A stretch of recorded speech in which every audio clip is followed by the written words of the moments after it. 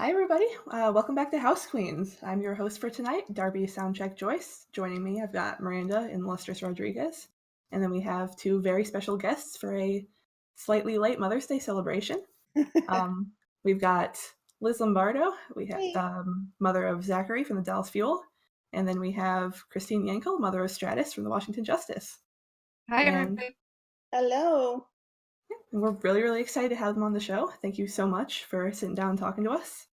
Yeah, thanks for having us. Our pleasure. And tonight we're just going to talk a little bit about, the experience of being an esports mom, what it's been like so far. And so, yeah, I guess to begin with, just maybe tell us a little bit about yourself, like outside of the esports world. Who are you? I guess we can start with Liz. Sure. I am Liz Lombardo. I, by profession, am a travel agent. We live in Florida, and we have four kids all together. Four dogs, three cats, and a turtle. And Overwatch is not my first entry into esports. We started World of Warcraft with my oldest son, but yeah, that's about it. That's me. Great. And Christine? Yeah, hi, I'm Christine Yankel. I am Ethan, Yankel's mom, Stratus, as you guys know him. So I am a former sergeant in the United States Marine Corps, and I'm a music teacher, and I have a small business. I sell organic plants out of my house. So I do a lot of stuff. We have two other sons, and we have lots of animals, really. I mean, dogs, cats, chickens, you name it. We have it all. All right. That's awesome. Yeah, that's great. Let me just ask you guys, is your experience, I know Lizzie briefly touched on this, outside of the Overwatch League, like what is your experience with video games? Was Overwatch kind of your introduction to video games and or esports? Like just kind of briefly talk about that. Liz, you already kind of started, so we can start with you. Sure. I have an older son, and he was big into World of Warcraft. And we used to have LAN parties at my house where we'd have 5, 6 of his friends all camped out in the dining room, all with wires running all through the house so that they can direct connect. And they would be there for 5, 6 days leveling up, when the new expansions came out. And I think Dylan and Zach, I guess they were around 8 and 6 maybe. And they would just hang out with all the older guys. And that's really, I think, how their video gaming started. They started into World of Warcraft. And we attribute it all to, the older brother with all the LAN parties that we had. Zach, I think it's Zach at the age of 8 or 9 was running people through, all the quests and everything, getting them to level up. And they couldn't believe that this kid was only 8 years old or 9 years old. And they were running, he was running adults going through World of Warcraft. So it was funny. He was destined to be a gamer. It's awesome. It's like in a prophecy or something. Right. And you, Christine? Oh gosh, I mean, I can remember when I was a little girl and my dad brought home Pong. So I don't know, I'm aging myself there, but yeah, I mean, video games has been, a big part of my life growing up. I had 3 older brothers. They all played Atari, so of course I played with them. And then when my kids were born, Nintendo 64, PlayStation, all those kinds of things. And, Ethan in particular has just, like Liz was saying about Zach, has just always been exceptional.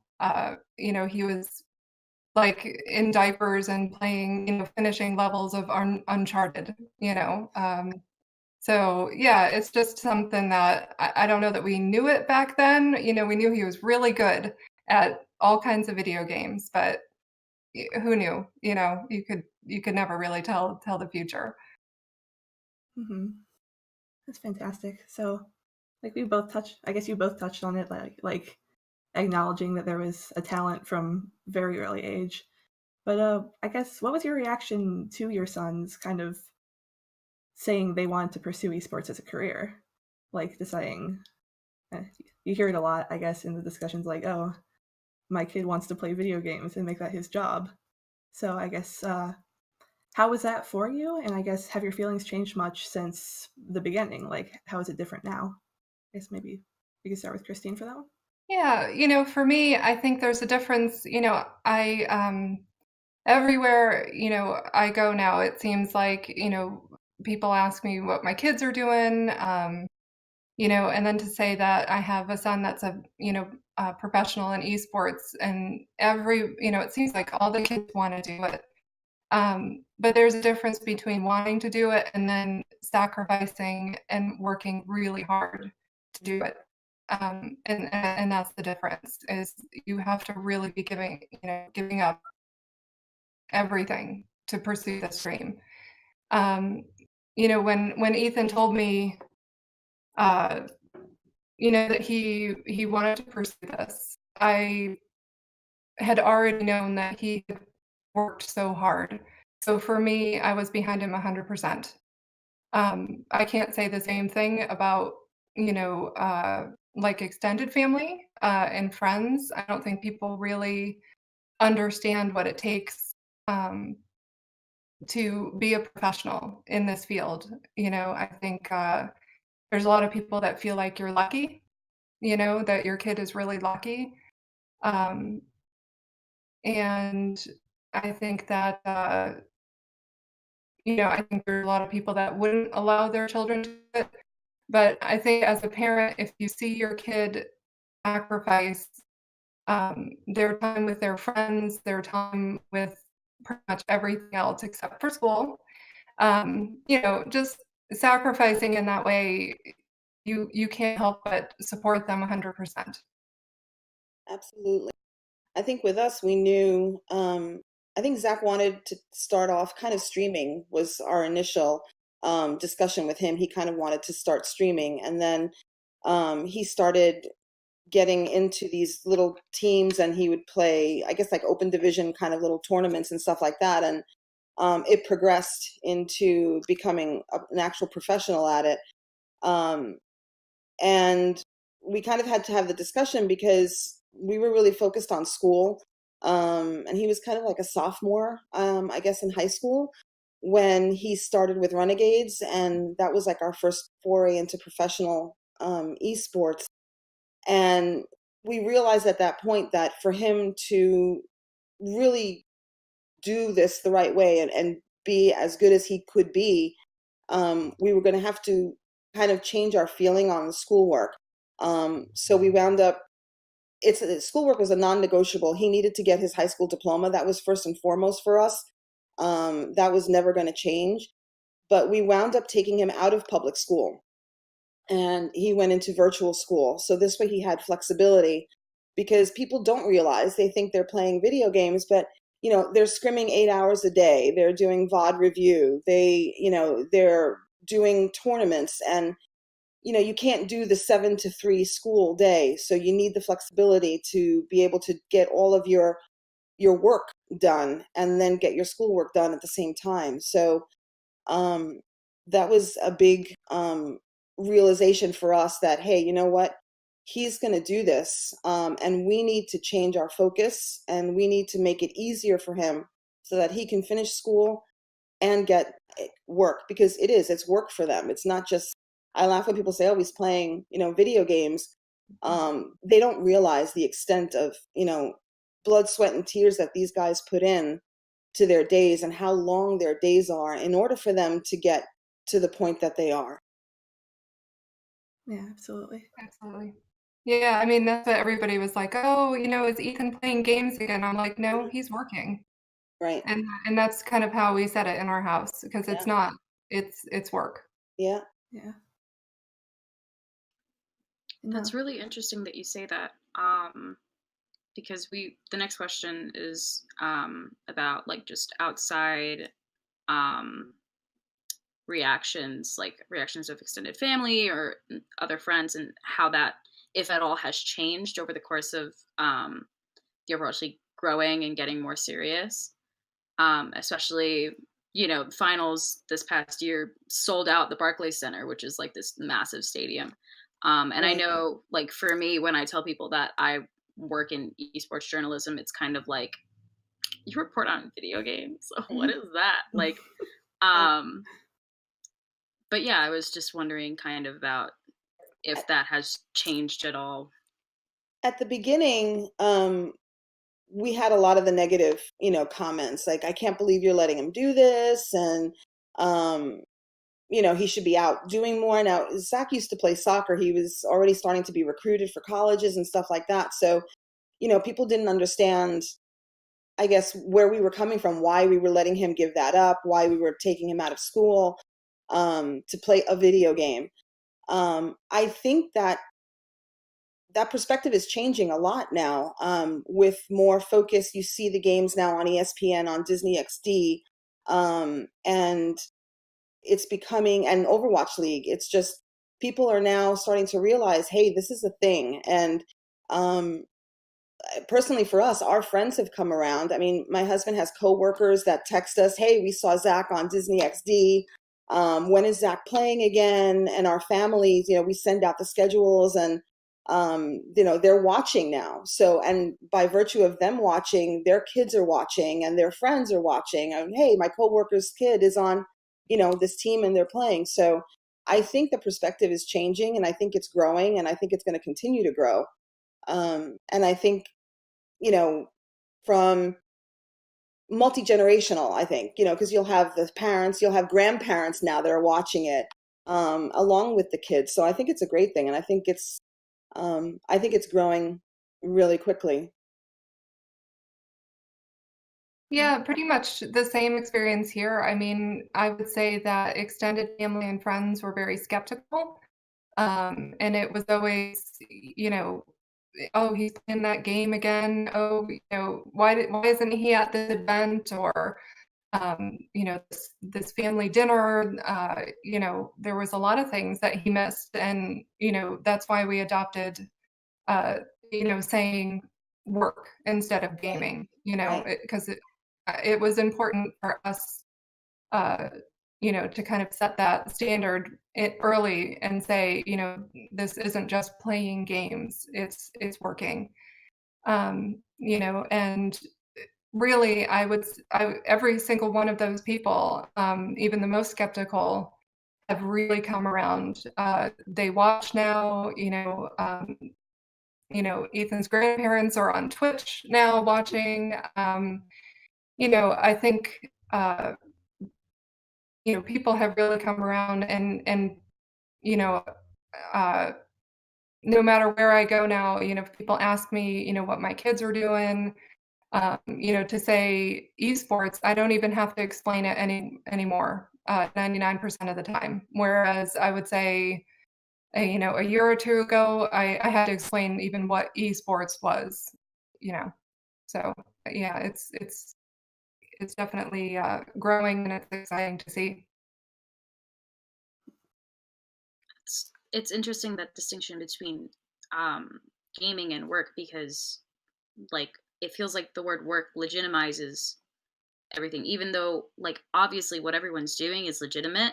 Mm-hmm. But to outsiders, like, to people who don't really know what this is, like, it's when someone who is totally inexperienced in esports is, like, just now figuring out about everything, and, like, just delving into their own sort of discovery of, oh my God, this is a thing that people do for money. Mm-hmm. It's legitimizing to say, like, no, my son's working. He's not gaming. He's working. Yeah. So, yeah. I think, I was going to say, I think there's such a stigma against playing video games. Like, it's a waste of time. And, I can tell you, we have thought about this a lot through the years. All of my kids love video games and have since they were little kids. It's a form of entertainment like anything else. And,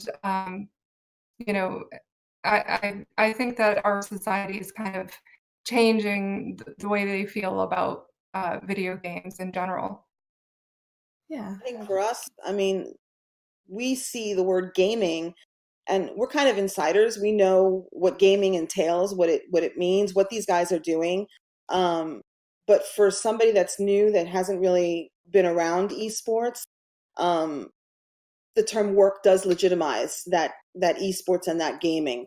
And I think that again that'll eventually, you know, esports gaming and work will become one and the same. But we used to have to legitimize it with that, but I think now um, gaming and work go together. Yeah, I absolutely agree. Um, so we've got kind of the sort of the beginning of the journey, like, the first steps into esports, the reactions, but then how would you say it's changed very much? Because for both Zach and Ethan, this is their first season in Overwatch League instead of contenders. I'm wondering, how has that experience been for you, or maybe for him or for them? Has it changed very much, or is it just sort of another step up the ladder for you guys? You mean going from contenders to owl? Yeah, just sort of Pretty how much. that. Yeah, it's definitely changed. I think it's a lot more intense. Mhm. The workouts, the regimen that they have, it's much more disciplined. These guys, have a set time. They get downstairs. They have VOD review. They practice. They have blocks. They'll have a break, but then they have more blocks and then more VOD review at the end. Um, and it's strategy maps and what we're doing on what map, what compositions we're playing. With contenders, you had that not on the level that you have it with the owl team. I mean, with contenders they had one coach and they did VOD review and stuff like that, but I mean, like with Dallas there's 5 coaches out there. They're analyzing everything, positions, maps, points, um and I think it's definitely a lot more intense than it was in contenders, but it's good that way, I think. And Zach loves it. He loves that disciplined structure that the owl teams had versus what they didn't really have when they were on the contenders squad. Yeah, absolutely. I would say, she hit the nail right on the head. Exactly, it's more intense. But the kids that, make it into there they love it. It's something that they want. They want the feedback, they want the direct coaching, all of those things because they really want to be better. They want their team to be better. Um, yeah, definitely. And I'll, So, I'll and I, also say that it's much more um, of a family environment, I think, as well. These guys are all brothers, they all get along, they take care of each other, they support each other, from the coaches, to the players, to the staff. It's an incredible family environment that they have, and that's what they strive for these guys, so that they're comfortable and they're happy and they're very well taken care of and loved while they're away from home. That's good. I'm glad to hear that. Has it been very different, sort of being in the public eye, maybe more, like especially just sort of on social media? yeah, for sure. I mean, the fan base, I think one of the things I always try to uh, talk more about the contenders as a whole, the T2 area and the T3, the kids that are coming up in open. There's not as big of a fan base there. So coming from contenders to Overwatch League, um, so many, more fans, you know, where I feel like contenders wasn't, we just didn't have the numbers watching. So I hope that changes because we really need these feeder teams, the contenders teams, to do well so that they have the access to the coaching and can get these kids ready for Overwatch League too. Absolutely.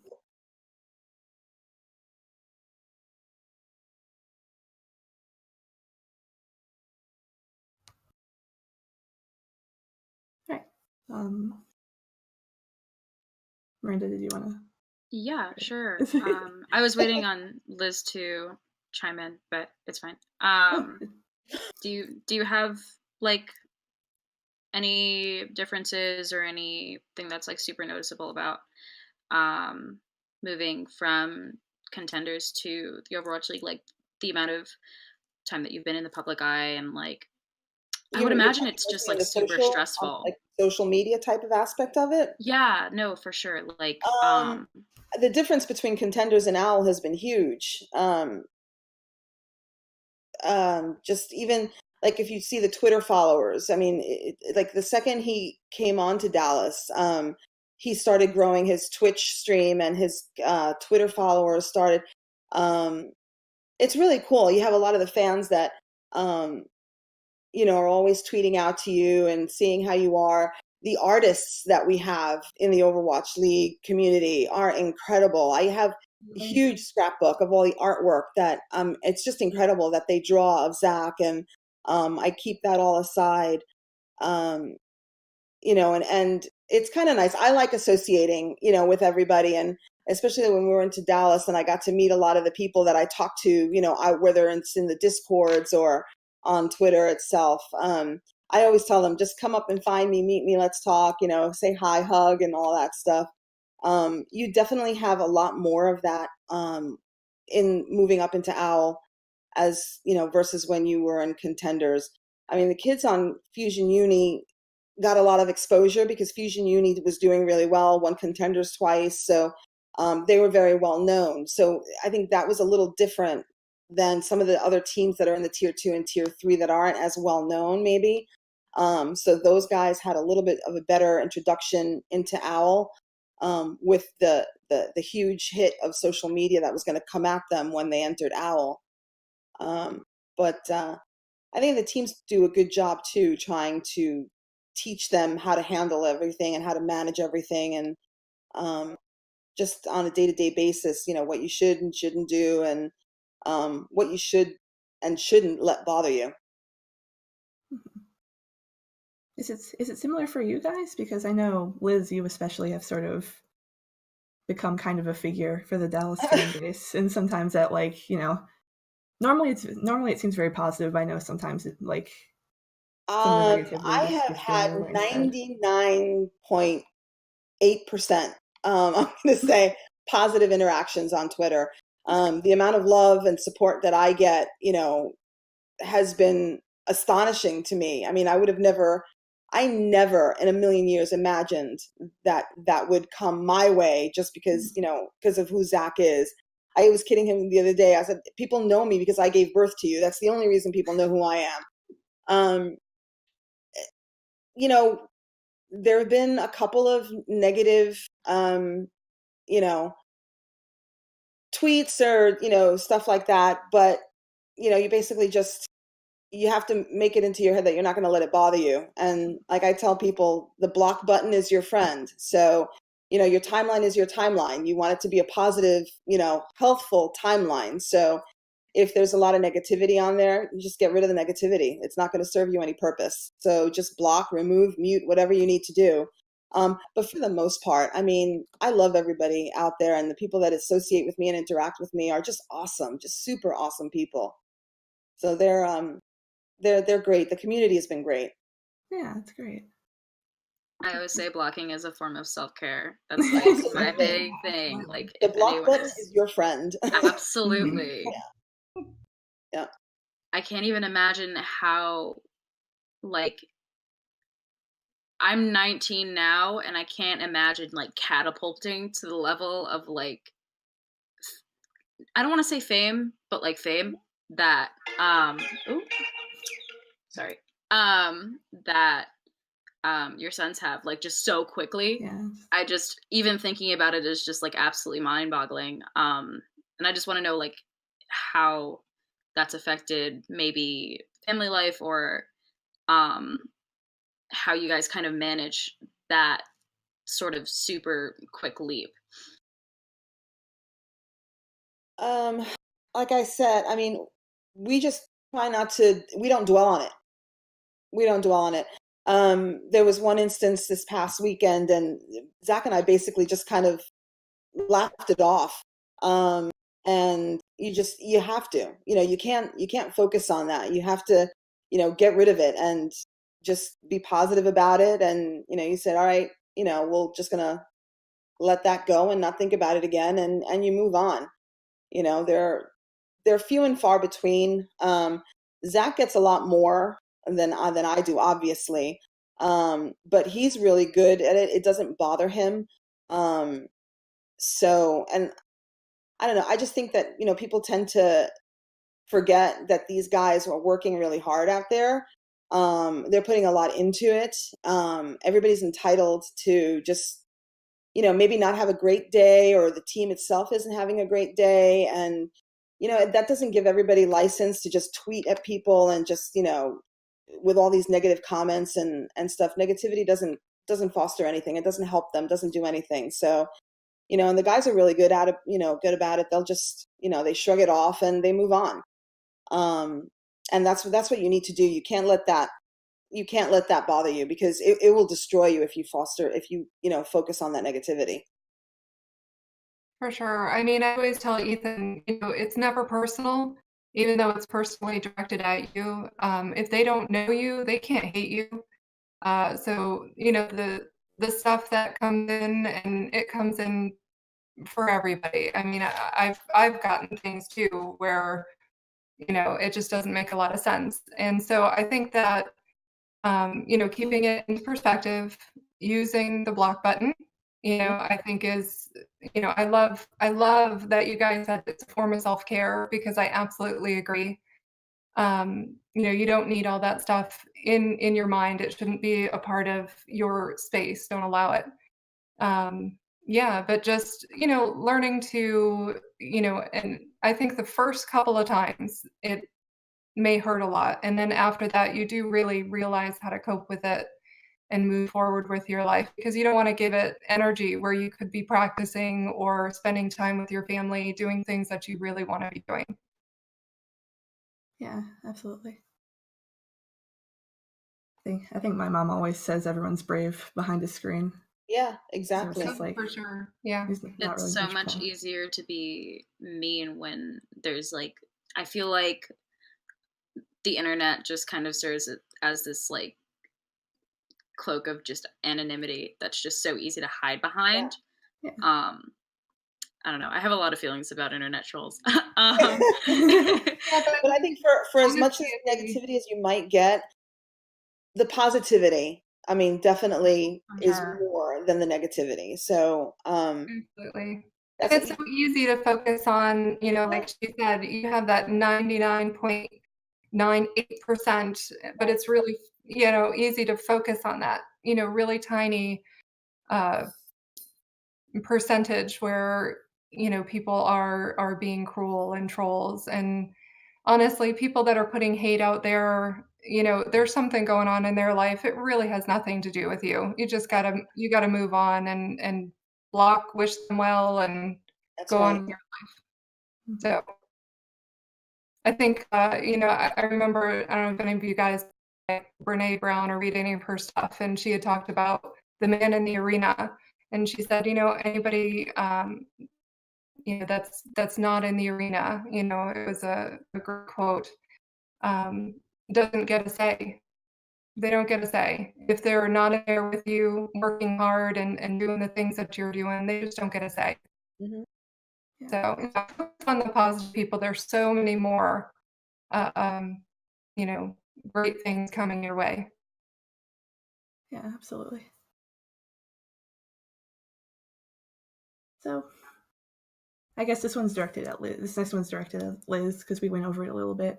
But you're at Dallas recently. I was. How was that? Yeah. What do you think of it? It was absolutely amazing. Absolutely amazing. From beginning to end, they did such an incredible job. The fans were just amazing. I've been to games at the arena in LA as well, but it was just incredible when you have 4,500 people in that arena that are cheering for you. That energy just goes right to the stage. The guys felt it. We all felt it. the cheering and the chanting. I mean, that's just an emotion I'm never going to forget, is hearing them cheering for Zach's name, and when they won, and just the amount of love that these guys got. They signed autographs, I think, for almost 2.5 hours that first night, and the second night was the team signing, and it was the same. And they were Houston Outlaws fans there getting their autographs too, and the amount of love and support that came their way was absolutely incredible. And it's so exciting. And I can't wait for them to be home in Dallas next year, and at their home games. Because even, I mean, at LA, it's great. There are fans there that are cheering for you, but it's not the same as that home environment, that burn blue that's in their blood. It was quite the emotion, quite, the experience. I'm so glad we were there. And a huge shout out to Mike and, the whole Envy and Fuel crew, because what they put together was spectacular. It really was. They took care of everything. I mean, from press, the media, everything for the fans. I mean, they really, really made it a fan experience. So it was an absolute great job. Yeah, I can't even imagine, honestly, because I was just watching from home, and the it energy was just incredible. It insane really there. was. It was like, I want to go back. Yeah. I was at finals this past summer, and like just the insane amount of energy in that arena was just like right, you could feel ridiculous. it. And It's incredible. yeah, it's like it's so contagious. And I like swear I remember going in there and I was just like, I'm not gonna get that hype. Like it's not gonna be that like intense. And then I found myself like literally screaming at the top of my lungs throughout the entire match. Like it was just like, it's so contagious. And I'm really excited for geolocation. Oh, I can't wait. I'm oh my gosh. But going into our next question, what are both of your feelings towards geolocation, knowing that there's going to be so much travel involved?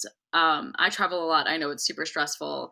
I know that you guys, especially you, Liz, just finished traveling just like a bunch, and how exhausting it is. How are you guys feeling towards that kind of looming idea that's a little far, but like she's coming? Yeah. Oh yeah, it's coming. I mean, I'm so excited about Justice going back to DC. I know there's a huge fan base there. To bring what they do, to bring that team back, back home, basically, to entertain, the crowds of people there, is going to be so exciting. Win or lose, the fans have been, behind the team. We're nothing without them, nothing without them. So, to kind of go places, for the teams to all get chances to go, basically see the world and see what the energy is like in all these different places.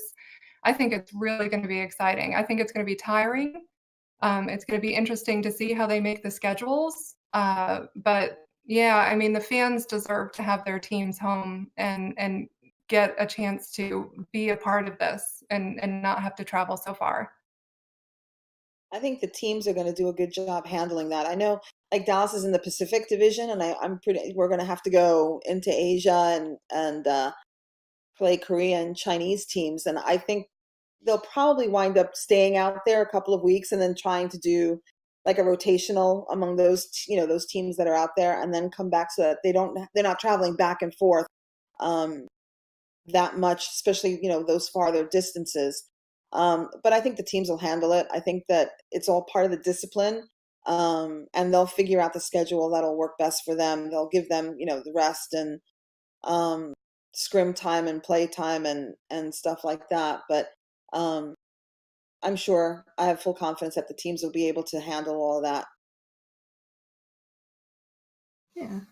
I thought you brought up a really good point, Christine, mostly because I'm part of the Washington fan base. I live in Baltimore.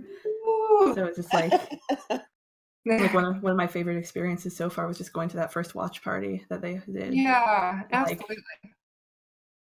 The guys can't wait. They can't wait for the geolocation, all of them. I mean, they're just so excited to go, back to go home essentially. Yeah, absolutely. Did you guys ever think that oh, we lost Miranda. Okay, she's back. Oh. Okay. Well, in the meantime, did either of you guys ever think that the Overwatch League was going to expand this quickly? Like, I did. Yeah, okay. I did. I thought they had they started out strong. I think everybody was very excited about it. They came in with the expansion teams this year, and I think the geolocation is going to be great next year as well. And I just think it's going to continue. I really do. Yeah, same. I mean, when you really look at the people behind the teams, you know, people that own these esports teams, they know exactly how far this is going to go. Esports is projected to be, hugely popular and a huge, huge fan bases, huge money coming across. So I think for me, it was easy to see that this was, definitely going to be something that's going to be ever expanding. I mean, you can tell by, the people involved. Yeah, absolutely.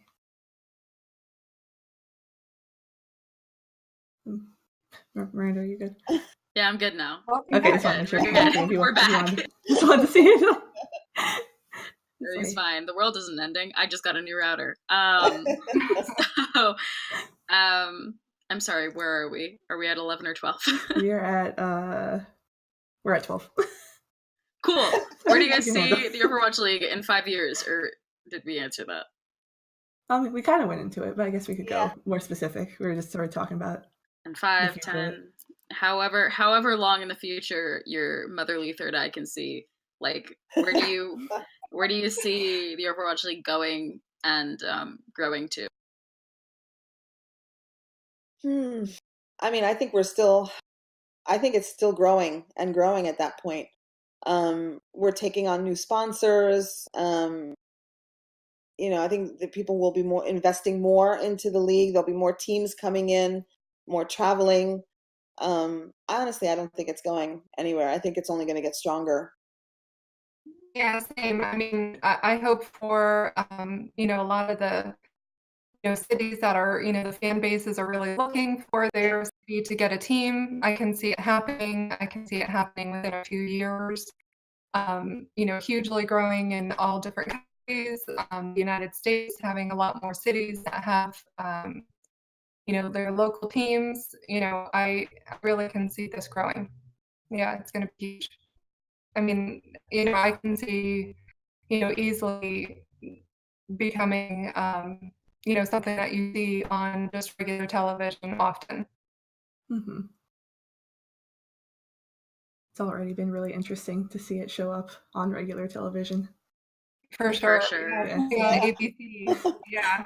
My dad brought me down to like the living room for finals, and he was like, "Isn't this what you write about?" I'm like, oh yeah, look at that. Sure, it's on ABC. That's it. So, yeah, and people don't know what to think about it right now, but yeah, they're learning for sure. Mm-hmm. I have friends from college that we're all home now for the summer, and I remember I got a Snapchat like 2 days ago not 2 days ago, for finals, from my friend, and he was like in a McDonald's and they had ABC on, like, and he was just like, "Hey, this is the thing that you do," and I was like, "That is the thing that I cover, yeah." So, funny story, my husband forwards me an email that he got from one of his coworkers. And it was basically saying that, hey, the Lombardos were on ABC, TV. I flipped over to look at an NBA game, see what's on, and there's, Zach doing a Mother's Day tribute to his wife and stuff. So yeah, I mean, people are watching on ABC TV, so it's really pretty cool. It's a funny story. Yeah. Mm-hmm. So, also going to like the whole future thing, not so much for you guys, but for parents who have kids that are aspiring professionals in the esports world who maybe don't have the same background that you both do in video games and are kind of really just delving into this for the first time.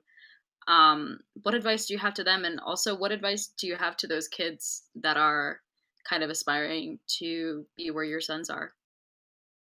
I would, I'll start. I'll start.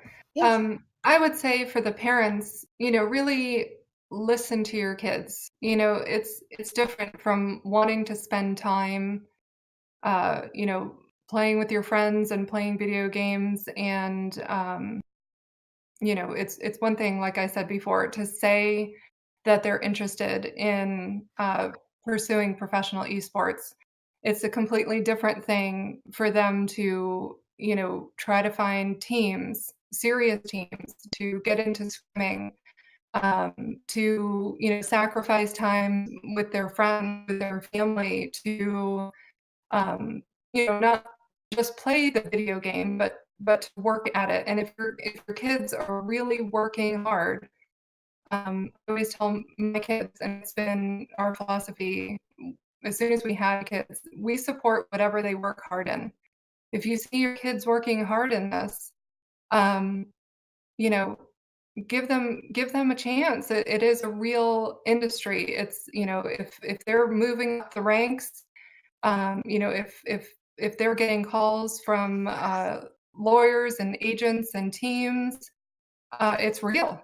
That's when it becomes really real. And I think supporting your kids is the best thing, but support not just the dream, support their work. And for the kids, I would work hard. If you want to do this, it's extremely difficult. It's fantastic. You have the highest highs in this industry and the lowest lows. It can be heartbreaking on a daily basis. But keep climbing. If you get into that grandmaster's level, especially, I'm talking Overwatch here, but in any other video game, when you're elite in that. So keep working for it, but also do your schoolwork. Ethan, he was a straight A student all through high school. He volunteered. He got like the Presidential Service Volunteer Award in high school. He worked hard. He put in the time. He put in his time with school first. Like both of us mentioned before, Liz and I, and school comes first. You show that you're dedicated there first, and you still have time for your work in your video games. You put in that work and it can pay off big time, but you have to work for that dream. It's not just something that you imagine in your head. You have to put the action behind it. So yeah. I think as a parent with a child that comes to you and says, "Hey, I want to pursue this," if you're not familiar with esports, if you're not familiar with Overwatch or whichever game it is, you need to get informed. You need to do your research. That's what I did. I asked questions. I started watching streams. Anything I can get my hands on to read about the esports industry and the game in particular, I did. The more informed you are, the better position you're going to be to counsel your child into what he's going to need to do. The other thing that you really kind of have to do as a parent is you need to maybe change your focus, change your realization of what your path for your child was. My path for Zach was he was going to go to, an Ivy League school, and he was going to get soccer scholarships. And, that was originally what I had lined up for him from when he was, going through school and, elementary school and middle school and the beginning of high school. But the realization came that, hey, you know what, this wasn't his path. The opportunity for esports came in for him. And like with any other child, I needed to make sure that he got to pursue his dream, and that I did whatever I possibly could to get him to where he wanted to be. So that meant, okay, changing my ideals about school. So yeah, we went to virtual school so that he could spend his time with his, team and scrims and competing. And, we set him up with, we got him a great agent that helps him and counsels him anything he needs. So it's that kind of stuff that you have to do as a parent. Just, you have to tweak your thinking, and you have to come to the acceptance that, hey, my kid is going to do this. He's good at it. This is where he needs to go. And I need to do whatever I can do to get him to accomplish his goals. Because ultimately that's what a parent is for. That's what your parent, that's what you're supposed to do. So, and to the kids that are out there, I know Zach had a couple of friends whose parents were against it. And didn't want them to do this. And you just have to talk to them, keep talking to your parents. I'm pretty sure that your parents are more concerned that you're not going to finish school. And that's weighing heavily on your parents' minds. So make sure you convince them that, hey, I can do this and I can do my schoolwork at the same time. Show them that you can do that. And I think that they will come around to that. So as long as you're able to do that, I think you'll find that they'll start coming your way. Get them to watch your streams, say, hey, come in, watch this, watch what's going on, learn the game with me, and bring them into what it is that your passion is. And I think that, by doing that, you're going to, I don't want to say win your parents over, but you're going to bring them, to help you get to where you want to be. Yeah, that's really fantastic. Thank you so much. So yeah, I think that's just honestly a really strong place to end this, honestly, unless you guys have anything else you want to say to chat or to us. No, just thank you guys. Thank you to all the fans that follow the Overwatch League, the team, our kids. Mother's Day. Yeah, absolutely. Yeah, thanks for doing this about moms, because I think that it's easy to just look at the kids that are doing this, and there's families behind here, there's stories. It's a family struggle, and when they're having heartbreak, we're all having heartbreak. When they're happy, we're happy. It's you go through the ride with them. So thank you guys for including us. Yeah. There's a lot of Overwatch moms and dads out there that are really supporting all these kids out there. So it's a great, great community. Absolutely. Yeah. We hope we represented them well. Everybody's got their own stories, but we've got so many similar stories to tell. Yeah.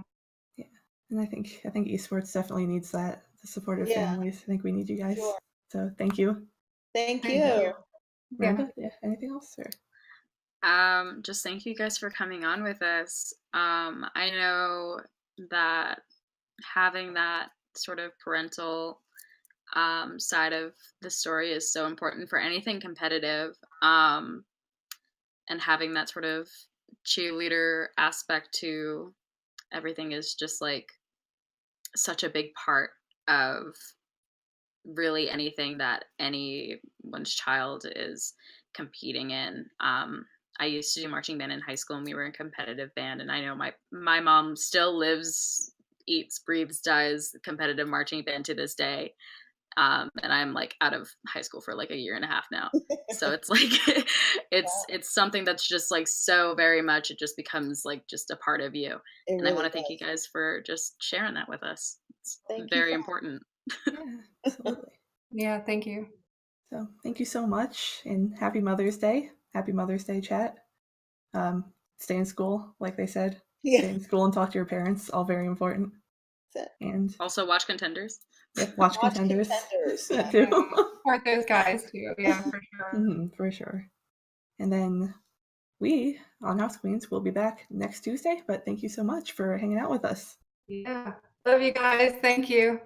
Thank you. Bye-bye. Bye. Good night, guys.